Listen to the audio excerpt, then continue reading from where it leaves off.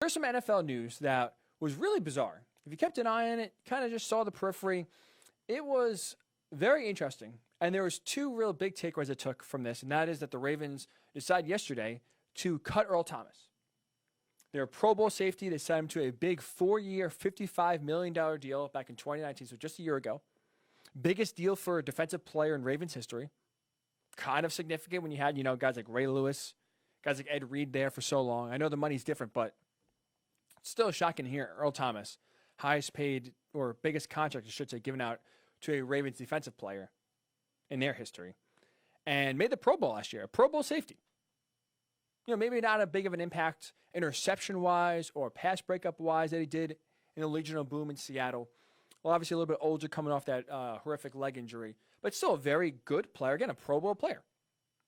There's two things that I took away from this.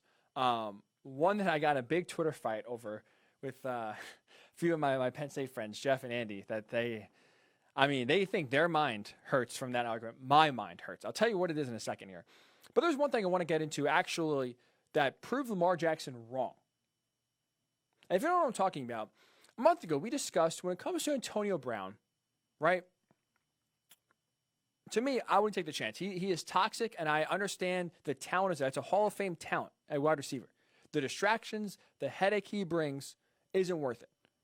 Well, Lamar Jackson thought differently. So about a month ago, Lamar Jackson was talking about and basically advocating for why the Ravens would be a great fit for Antonio Brown. Here's what Lamar said just a month ago.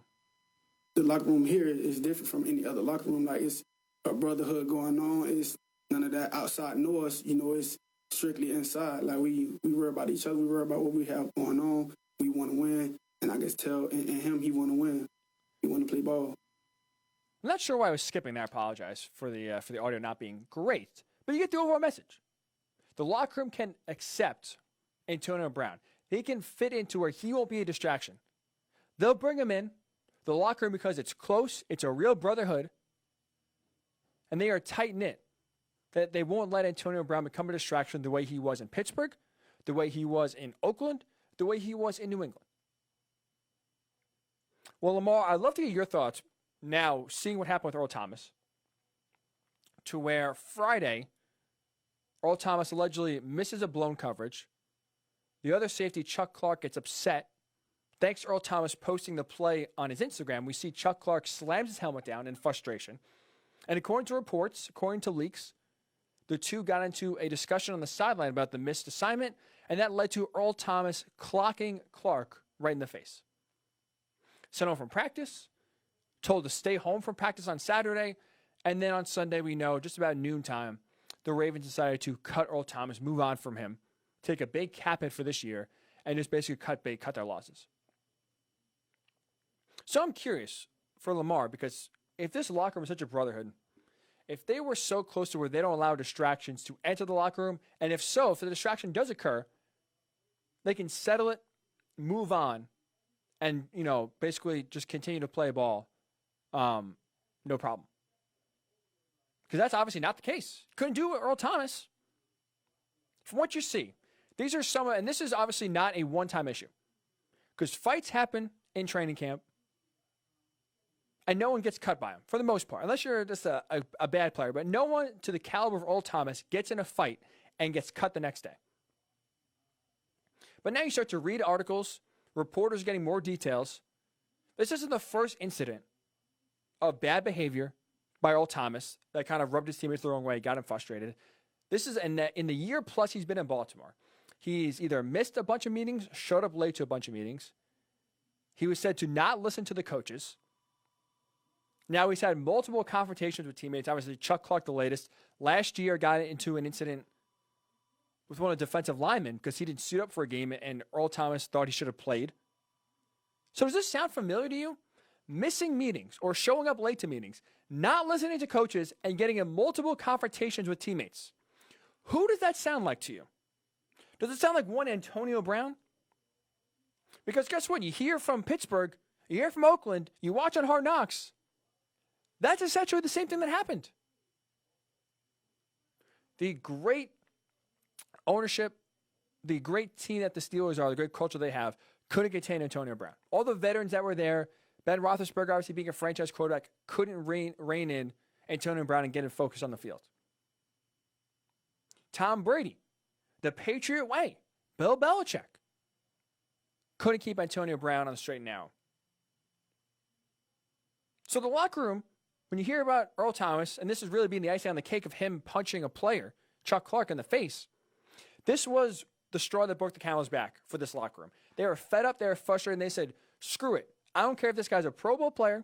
I don't care how much money you got tied up into him, how much guaranteed money that if we cut him, we're going to be hurting money-wise, cap-wise. That's just going to hurt our flexibility to sign other players. We got to get rid of him. We got to rid ourselves of this guy. And that's what they did. They released him. So I don't see how Earl Thomas, this situation goes down, but you have Lamar Jackson thinking that this locker room can handle Antonio Brown. Now, thankfully, Lamar's kind of been on his own when it comes to advocating for Antonio Brown. And anytime Eric DeCosta or John Harbaugh have been asked about it, they really kind of shut it down, really show no interest. But a star quarterback is advocating for the player, saying the brotherhood's there. The locker room can handle the distractions. It won't become a problem. Well, they couldn't handle Earl Thomas. They cut a Pro Bowl player. And as we know in the NFL, more than any other league, if you can play, if you have talent, a lot of other things will be overlooked. You can be a bad person off the field. You can get in trouble with the law. If you can play, there's a spot for you. So for the Ravens to cut bait the way they did, coming off a Pro Bowl season, coming off a big contract that was handed to him just a year ago, they said, we're good. So again, not that I think the Ravens needed this because, again, their front office never really showed legitimate interest. It was more their star quarterback. But I hope Lamar Jackson now realizes the Ravens locker room is just like every other locker room. You're not different. All 32 locker rooms are brotherhood. That's what the NFL is. Football, because the violence, you need to rely on the guy next to you to know that he is going to do his job. So every locker room is the same. There's all trust there. When it comes to distractions, no locker room is built for Antonio Brown. So I just wanted to because that really kind of popped in my head. Remembering Lamar Jackson saying the Ravens locker room is different. They handle distractions. Well, they couldn't handle Earl Thomas. So that just makes you show if they can't handle Earl Thomas, who is a different distraction, different kind of drama than Antonio Brown, there's no shot in hell they could handle Antonio Brown. And here's the other thing that kind of drove me crazy, that got into a big Twitter fight with my guys, Jeff and Andy. And that is this need, and not just by the Ravens, but this happens in all different sports, all different teams. Reports come out that the team, X-team, in this case the Ravens, are looking to trade a disgruntled player, in this case Earl Thomas. If they don't get to a trade, they're going to just end up releasing the player. They're going to cut him. And what drives me crazy, what gets me frustrated personally, is that why would you undercut your own leverage? Like, sure, obviously this Earl Thomas situation played out in public. So it's really, you can only do so much in terms of trying to disguise your feelings, disguise your moves. Right? Obviously, we know Earl Thomas' future is in doubt and in question in Baltimore. So obviously teams know you're going to probably try to look to get rid of this player. But why? The thing I don't understand is that say you're going to release him, whether it's leaked through the team, whether it's leaked through the player, whether it's leaked through the player agent, somehow it gets out. The player will be released if they can't find a trade. Why would any team want to trade for that player? You undercut your own leverage. If a team knows you're backed into a corner where it's all right, if we can't trade him, if you don't give us what we want, we're just going to release the player anyway. So if you're a team that's interested in getting Earl Thomas, why give the Ravens any sort of decent offer, let alone any offer, and then just wait it out, wait for Earl Thomas to be cut, and then go try to, bid it out money-wise? To me, it just hurts the team that's in the position to try to get rid of the player. Right? The NFL, it's all about secrecy. It's all about smoke screens. Right? We see, especially with the draft. all these teams are reporting to jump up, to trade down. They like this player, they like that player. It's all smoke screen to try to get what they want. Either trading down if you're a team up there they don't like any player, trading up to get the player you want. It's all a game. It's all a game of deception to get what you want, mislead others in order to try to capitalize. Was it the same thing here? If Earl Thomas is that big of an issue, to where the locker room decides, and in part this is the straw that broke the camel's back, where they say, you know what, we're done with this guy. He punched Chuck Clark. We like Chuck Clark. We're done with him. Don't bring him back. That's fine and well.